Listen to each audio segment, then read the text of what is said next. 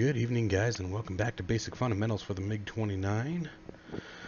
I feel like I'm always having to apologize to you guys, but I guess that's just the way life goes sometimes. So once again, I apologize it's been so long since I put out a video. The day after Thanksgiving, my mother wound up having a quadruple bypass open heart surgery. So that was obviously incredibly exciting. And then I'm sure you guys can probably still hear it in my voice. Hopefully it's not too bad, but right after that I wound up getting sick. So it's been it's been quite the ride here. But nevertheless, we're back at it, and today we'll get into some fun stuff. So today's course will be based on the radar. Okay, we'll be going over the symbology and the basic operation of it, and going over the controls. But before we get into that, I want to go ahead and pause the server here. I want to make a couple corrections and clarify a couple things based on the comments I've seen in the videos. I promise you guys that if you comment and let me know about things, that I'll make an effort to address them. So the first thing I want to address is coming down here. We have our trim controls. So I don't remember exactly what the incorrect labeling that I did on the first video was, but so I'm just going to step it up here. I just wanted to clarify. So this light here, the one that's currently out, is our vertical trim light. When this light is extinguished, as it is now, it means that we've added vertical trim onto the aircraft. The left light here is your rudder trim, and this light here is the aileron trim. So if we add, like if I unpause here, add some right trim to the aircraft, you can see that the light extinguished. Okay, and when you go back to the center position, the light will come back on. Alright, so that was the first one. Coming up to the HUD for a second, let me center my camera here. I kept calling this circle here the flight path marker, which, thank you Dirk for pointing that out. It is incorrect. This, in the MiG-29, this is known as the navigation mark. Even though I try to keep these tutorials basic as possible, I don't really try to dive into all the nits and grits of it. I do want to have the terminology correct, because obviously that's a big deal when you start getting into the advanced parts of the aircraft, right? When you really start to drill down, you want to have your terminology correct. So I do try to focus on that, so thank you for pointing that out. So once again, the circle here is not called the flight path marker. It's not the flight path index. It is called the navigation mark. Okay, coming down a little bit, we're going to come talk about HSI. One other thing that one of our viewers pointed out, he believed that these two lines here, just like in the F-15, this line here, which would be our route line, like in the F-15, if it's to the left or to the right, you know, that's the deviation of your position in relationship to the designated route. Okay. In the MiG-29, based on the documentation provided in by Eagle Dynamics, this only operates in ILS mode. When we have locked onto the ILS, the two crosshairs will start providing us with deviation indications, but it does not work with standard navigation according to the documentation. So I do want to clear that part up. And then the damper that we had talked about for the autopilot by default is engaged. That's what this illumination here on the left panel here, this is the autopilot panel. So this panel here, or this light here, excuse me, lets you know that your flight dampers are engaged. So if you were to hit, I believe it's left control 1, 2, and 3, it would actually disengage the damper, making the aircraft significantly more responsive and, I mean, quite frankly, borderline out of control. And then finally, the last thing I'm going to talk about, who was it? Give me a second here. I want to make sure that everyone gets named. Marco, TDZ, pointed out that the getting onto the route, the correct flight route, can be done without the use of the knee board. So last time I told you how to bring up your knee board, how to mark your point, right? And that's the only way to get yourself back onto the correct route. He broke down how it actually operates. So what I'm going to do is I'm going to go ahead and bypass our first waypoint here. Okay.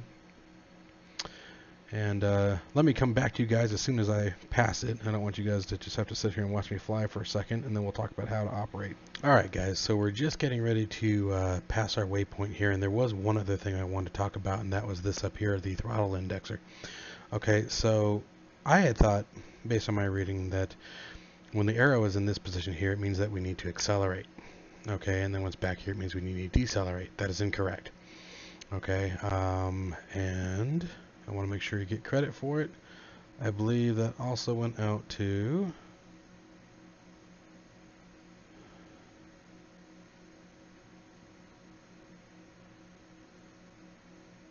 who was it? Ah, gotcha. Jabone Malone. I was in shock when I saw your name, by the way, because I actually had a buddy that I used to work with called Joe Malone. But anyway, Jabone Malone pointed out the correct operation of this. So if I pull the throttle back, okay, we're going to watch, see how the arrow falls to the back of the line. That means that we're actually decelerating, and you can see that here on our speed indication. If I pull the throttle forward a little bit, okay, when it's in the center position here, you're basically at a stabilized throttle, okay, meaning that we're not going to be accelerating or decelerating. And then if I add a little more power, okay, now when the arrow's here, it's telling us that we are accelerating, okay, and again we can see that here on the speed indicator. Alright, so that clarifies that one as well. And again, thank you guys very much for the tips. This is exactly what I want. Okay, so now talking about our flight path, if we come down here, we can see that we have blown way past our waypoint here. We can see that this is the route indicator, so it tells us the direction that the course line is set to. And then again, remember down here, let's bring some lights on here, we have our direct intercept line. So what essentially we need to do, and I love the way Marco worded this, is we need to push the direct intercept line to the course line, and I'm going to show you guys what I mean by that. So what we're going to do, and by the way, the jittering you see here, this is what happens when the autopilot's engaged. You can see the trim light going nuts, and I'm not quite sure why. So we're going to disengage the autopilot. I'm going to bring us around, and what I'm going to do is I'm going to put the in between the course line and our current heading indicator. So I'm going to show you guys what that means in just a second here. Keep an eye on it. And by the way, I'll bring up the kneeboard just for a second so you can see what our relative position is. You can see us over there, okay?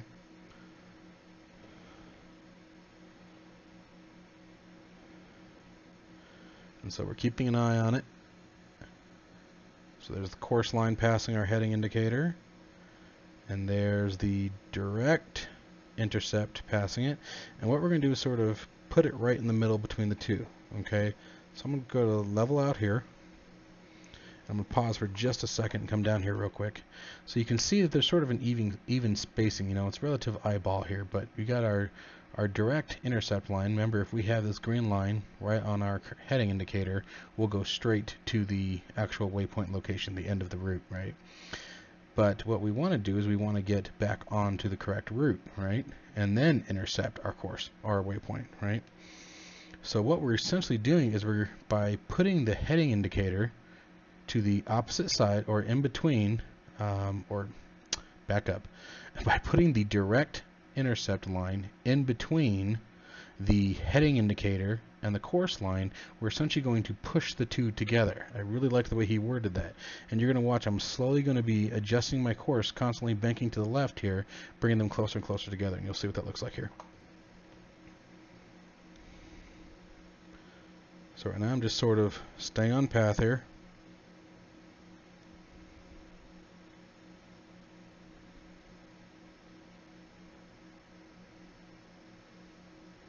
And you can see very slowly they're getting closer and closer. Assuming I stop turning to the right, that would be helpful.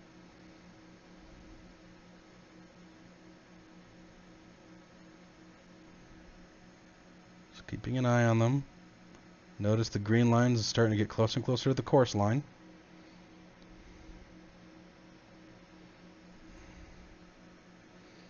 but I don't want to turn too fast. I want to make sure that I just sort of push it along. We want to keep that direct intercept line in between the two.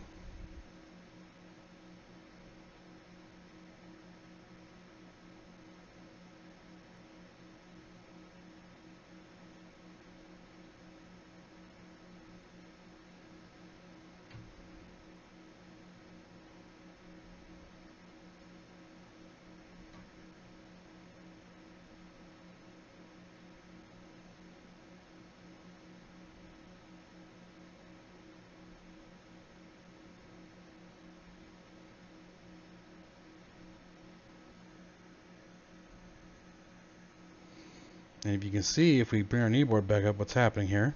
So you can see our mark there. Just keep watching as they get closer and closer. As we get closer and closer to the course line, as we see here on the kneeboard, we'll see these two get closer and closer. And if I increase my turn, so if I increase the distance between the heading indicator and the direct intercept line, do like that, you'll watch they merge significantly faster. So again, giving you a point of reference, you can see our angle of attack on the course line has increased.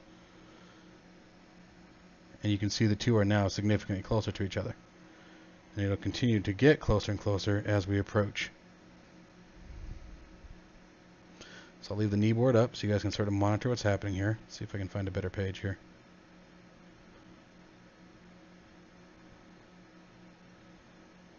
Nah. Oh, I tried. Let's go back here. Oh, dang it. It's really frustrating. And this is one of the only problems with the MiG, is that she's really a busy birdie. And you can see how close they're getting now. So now, as they start to merge, we'll turn to intercept.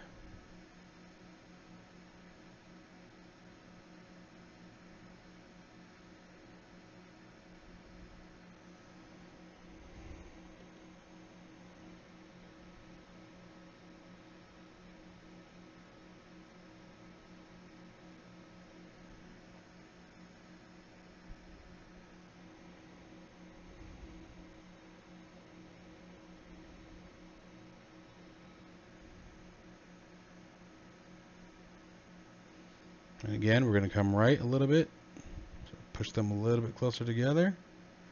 And look at them now, almost on top of each other.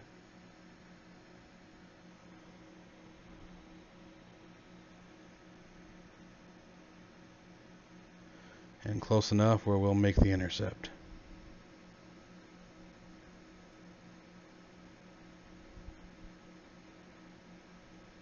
And boom. Now we're a little high. So now, if we bring up our kneeboard, there you go. Basically right on track here. Okay, so I hope that that made sense. So again, real quick, if you find that you're way off the course line, how to get back to it is you want the green direct intercept line or intercept needle between the course needle and your heading indicator.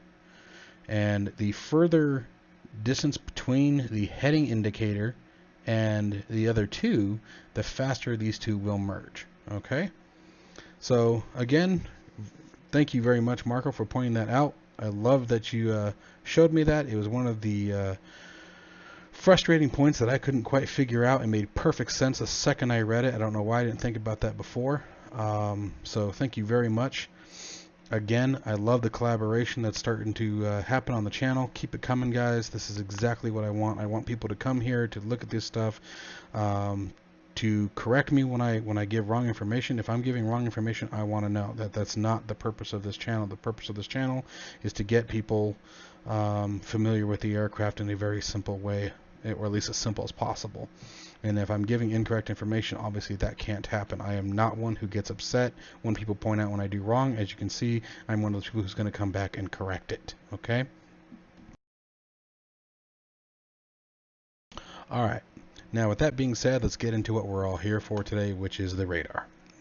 So we're going to go ahead and take a look at the controls for it. So obviously the first things we're going to want are all of our combat modes set. We won't be going over all of these today, but you're going to want to have them mapped. So number 2 on your keyboard for beyond visual range, 3 for close air combat vertical scan mode, 4 for close air combat bore mode, 5 for close air combat HMD helmet mode, 6 for your longitudinal missile aiming mode or flood mode, 7 for air to ground mode, 8 for gun sight reticle switch. The gun sight reticle switch will be used for air to ground. Moving down here,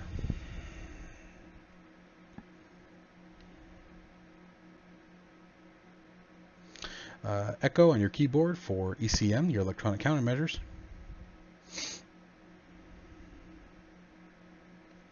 The electro-optical system on-off, or Oscar on your keyboard, you're going to want that. That is for your helmet switch, your helmet sight.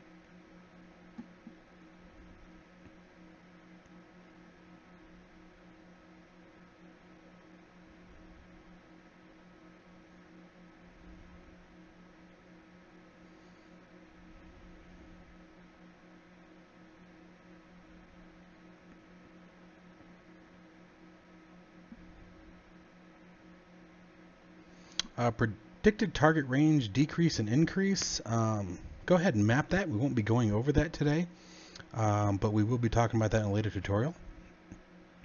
Radar on and off with the India key. Radar pulse repeat frequency select is right shift in India. RWS and TWS mode selects is right alt in India.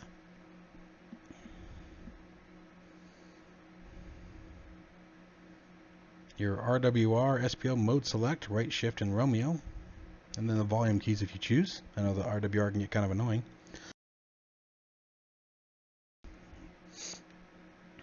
Your scan zone down, right shift and period.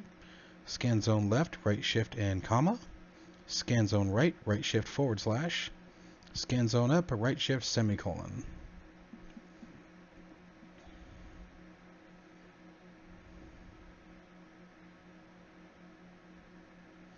TDC, or target designator, so down with the period, left with the comma, right with the /. Automatic centered with right control in India if you choose to map that. I don't.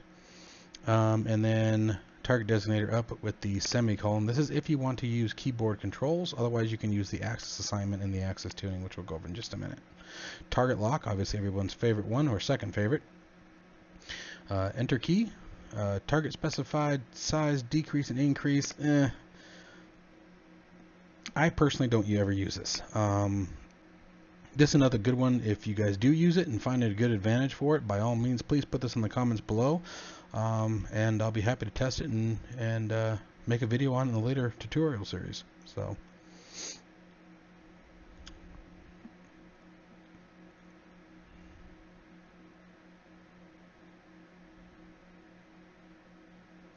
Weapon fire, obviously the space bar. Weapon change with the delta key on the keyboard.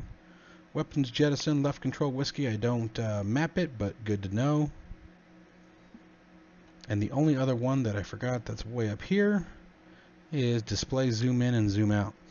This is basically how you change the range display on the radar. So when we are looking at the current scan range, it's actually the display range, remember. The radar scanning much further than what may be shown on the actual screen. So this changes what the screen is showing. Okay, and then getting into the axis assignments, if you want to do the TDC, you have TDC horizontal and TDC vertical. Remember, with a lot of maps or mice on the HOTAS, the TDC vertical you'll typically have to invert. Okay? All right. So with that being said, let's go ahead and get into the fun part of it. So I'm going to go ahead and throw our absolutely psychotic autopilot back on.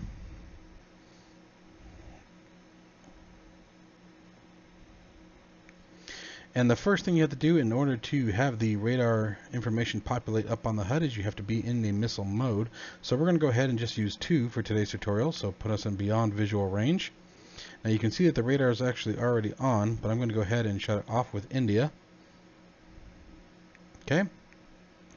So, pausing the screen for a second, if the radar is not on, this is what you will be presented with when you go into BVR. Now, going into BVR mode automatically turned the radar on, which is fine. Here, down here at the bottom left, or bottom of the screen, excuse me, we have our currently weapon stores, alright? So this center dot here is our center fuel tank, and these two here are the outer wing stores, as you see there, the two smaller missiles on the back right, or on the back ends of the wing, okay? Okay, and then the selected weapon will always be up here up at the top, so you can see that there's an elevation difference. If we change weapons, these 4 dots will come up and the 2 dots will come down. Here on the bottom right, you can see your currently selected weapon. Here on the bottom left, we can see what mode we're in, beyond visual range. By the way, guys, I did switch the HUD back to English. The only reason was in order to expedite the training of the videos. I sort of got to thinking that those people who understand Russian don't need the English HUD, right? So hopefully everybody's okay with that. If not, you can use this as a comparison from the Russian to English versions. Compare what you see on the screen in English to what you see on Russian. You'll be able to learn the symbology. But I really did want to try to do it in the native language. I just, with everything else that's been going on, I just felt that it was one of those things that was going to slow it down, and I really want to get these videos out to you guys a lot faster than what I have been. So, all right, let's keep moving. So the first thing I'm going to do is unpause, and I'm going to hit the Delta key on the keyboard, and you can see that our weapons have changed, right? So now you can see we have the R60, and we have the 4 missiles that have now come up to the top, right? So whatever missile's up top is what's identified here and currently selected.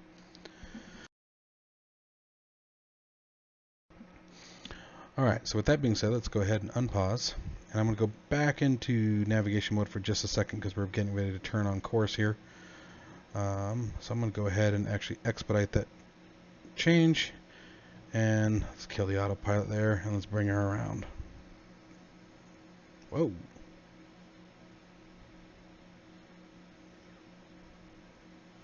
And for this particular part of the course, it is not crucial that we be on path, but we'll go ahead and more or less put us there. And now she's trimmed all to hell again. She's definitely a trimmer. Okay. And for the moment, we'll go ahead and put the autopilot back on. Alright, so I'm going to go back into BVR with our number 2 key. And I'm going to bring our radar back up with the India button. Alright, now we will pause. So starting up at the top left here, we have our current scan range. This is what the display zoom in and out button will change. Allows you to increase or decrease the scan range that is being displayed. Okay, so right now we're only seeing between the nose and 50 kilometers ahead of us. The ILV indicates that the radar is currently in interleave, so it's switching between high and medium modes. Typically it skips a bar, so if you have, remember you have 4 and 6 bar scans on these radars, I believe. The 4 bar would be, so it would, 4 bar would be down here at the bottom, right, and it would scan in high. Then 2 bar it would scan in medium, 3 bar it would scan in high again, and then, you know, back and forth.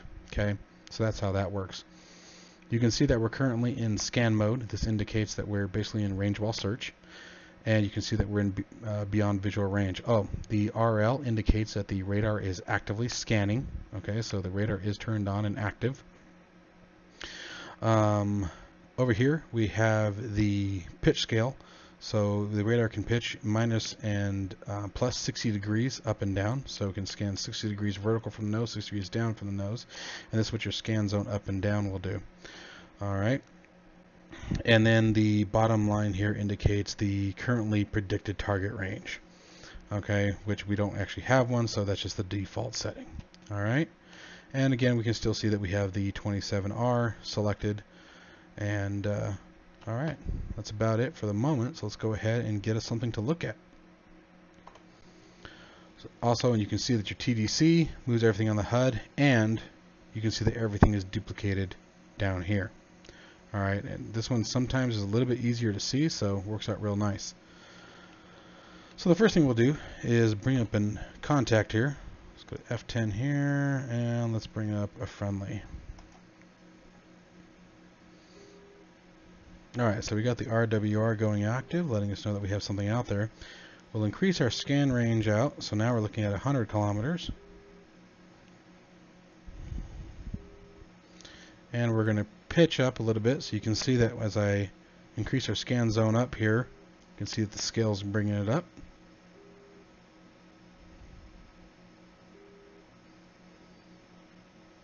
And what we're going to be looking for, since I spawned a friendly target, is we're going to be looking for two lines stacked on top of each other.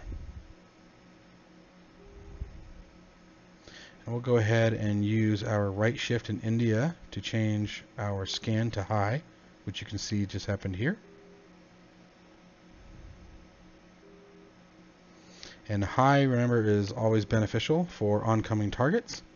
And medium is beneficial for rear-facing or rear aspect targets. Okay. So you can see that our contact has come up here. Let me get the TDC out of the way. There we go. And we'll go ahead and zoom in for a second. So this is what I was talking about. So you can see that there's two lines here indicating, or stacked on top of each other for a total of 4 dots. That indicates a friendly. Now, excuse me, I had to cough. Didn't want to cough in you guys' ear. It's important to remember that you won't always necessarily see just 2.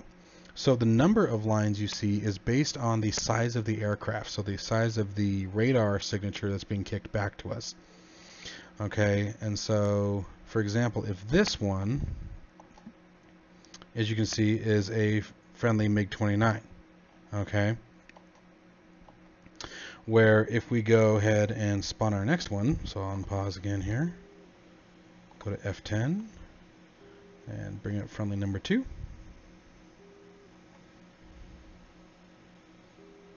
should get him here in just a second.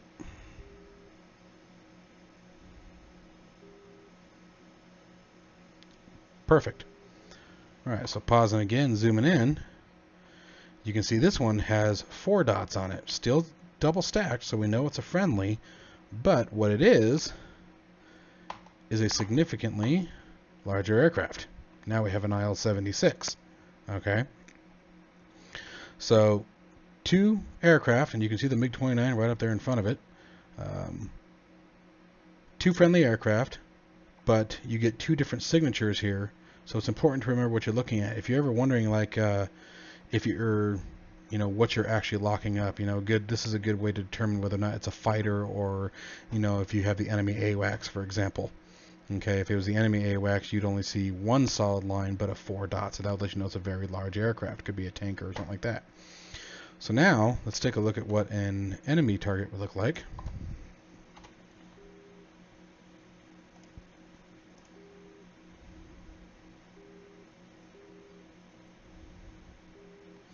Okay, and so pausing here, and now we have an enemy contact, which is right here. You can see the 2 dots, but now you don't see them double stacked. So remember, double stacked is friendly. Okay, single stack is, or single line is a hostile target. So let's go back to our default view, unpause. Now what we're going to do is go ahead and lock them up. So we're going to put our TDC over him here, hit our enter key, and now we get some new information. So pausing for a minute. I'm going to zoom in here. The arrow here, down here at the bottom, lets us know that what his current aspect to us is. So we can see that he's basically on a head-on aspect. We're coming up a little bit on his off his left wing. Okay. We can see that we're in an attack mode. We can see that the radar is currently locked. Okay, we're in beyond visual range. You can see his position on our range scale. So remember, this is 100 kilometers, so he's pushing it about 45 to almost 50 kilometers away from us. Okay, actually more like 55 to 60, excuse me. Here we have our max range. Okay, so when this arrow passes into this line here, okay, we are at the current selected weapon's maximum range of delivery.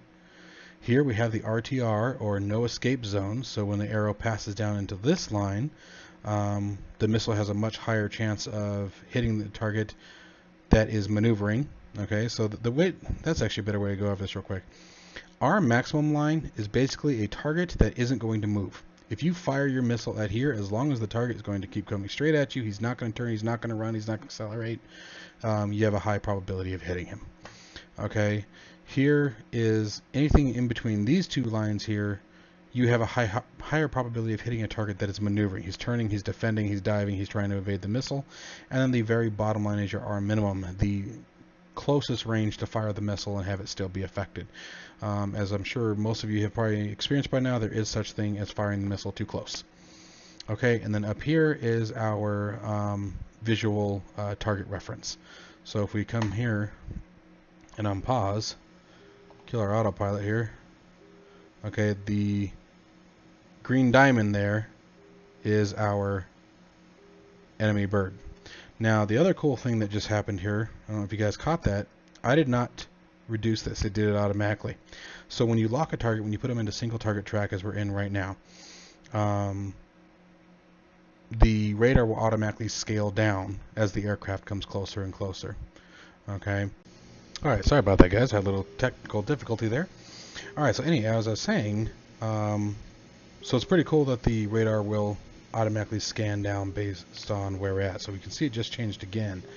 Now we're approaching the R max, so I want to stop for just a second. I also want to go over this symbol here, the A, lets you know that you have a radar lock. Okay, so we have radar lock, we're in an attack mode or attack configuration for beyond visual range. Okay, so I just want to make sure I clarified that. I couldn't remember if I went over what this top symbol was or not.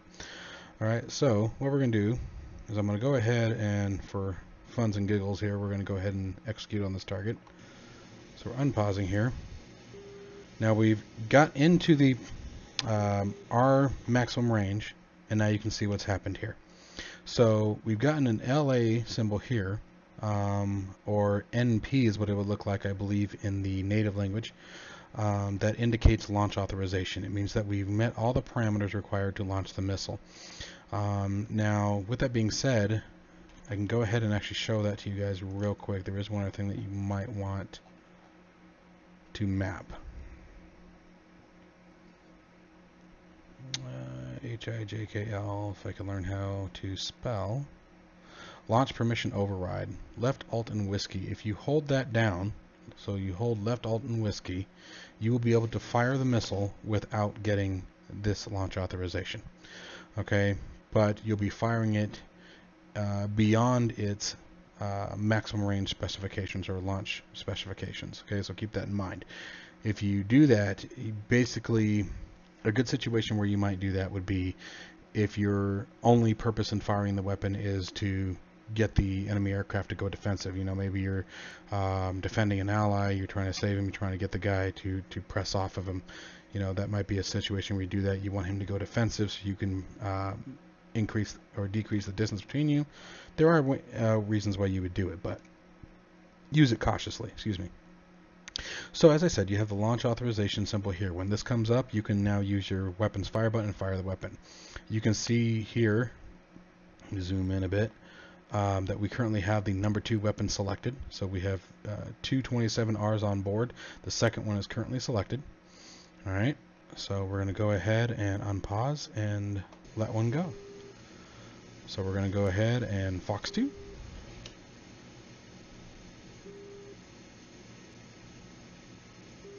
Or Fox 1, excuse me.